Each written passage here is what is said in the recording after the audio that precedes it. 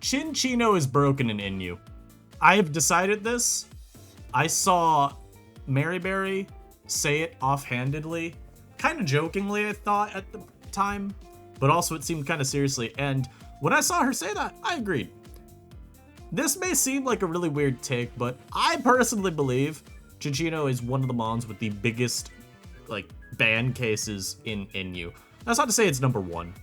It may not even be number two, at least in, the heads of general people.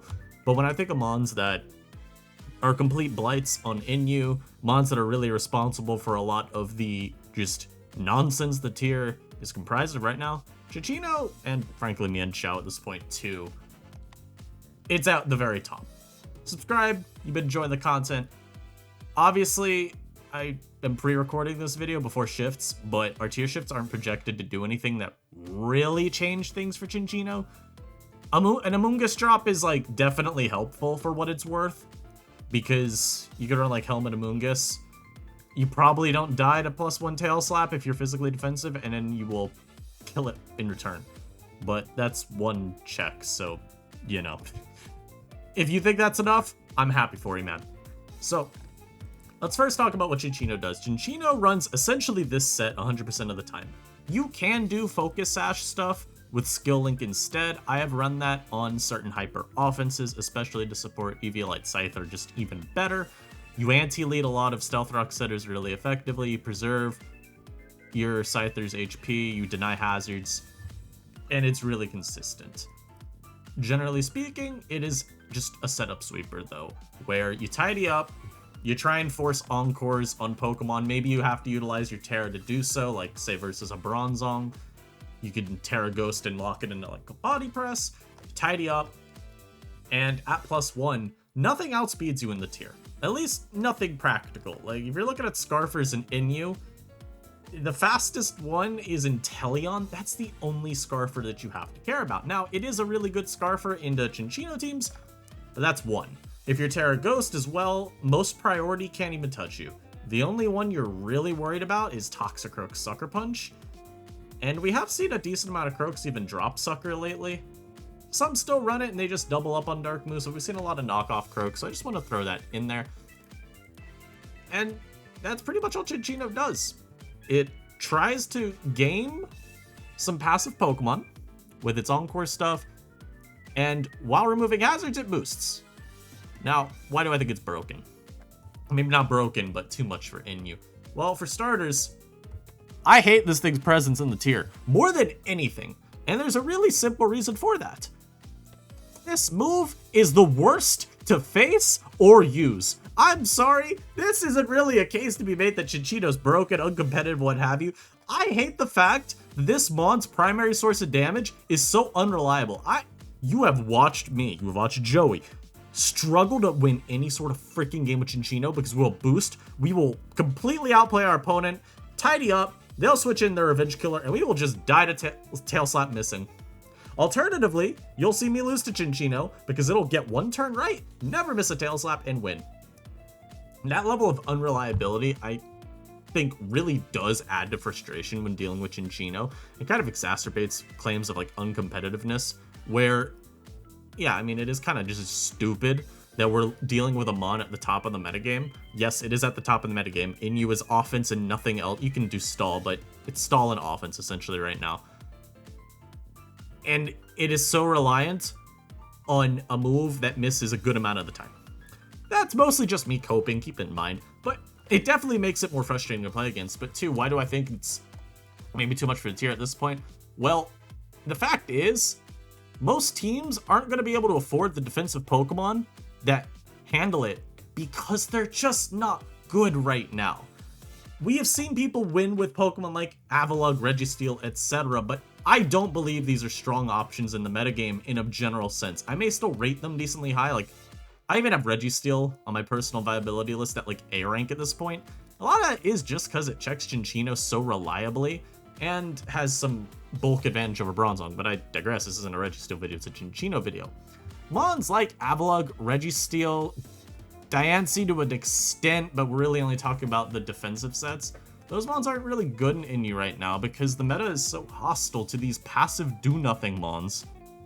that have to really, really hope that they're not gonna just sink your entire team's momentum. NU wants offense.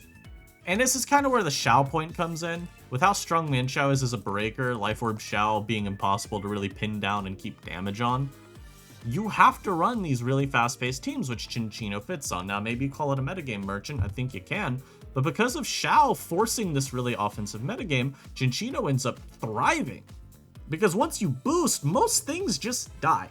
The most common way you'll see teams attempt to have some inkling of defensive presence on them is they go Zong and then usually like a Gastro or an Incineroar, and then it's just 4 offensive Pokemon maybe, and you try to find like some defensive usefulness in there. Zong is like so much better than every other steel right now, it's criminal, and it's entirely because Bronzong compresses a lot of good defensive use in one slot, primarily the ground immunity. NU's ground immunes are terrible, and you don't want to lose to Flygon. Whether that means Flygon's broken or not, who cares?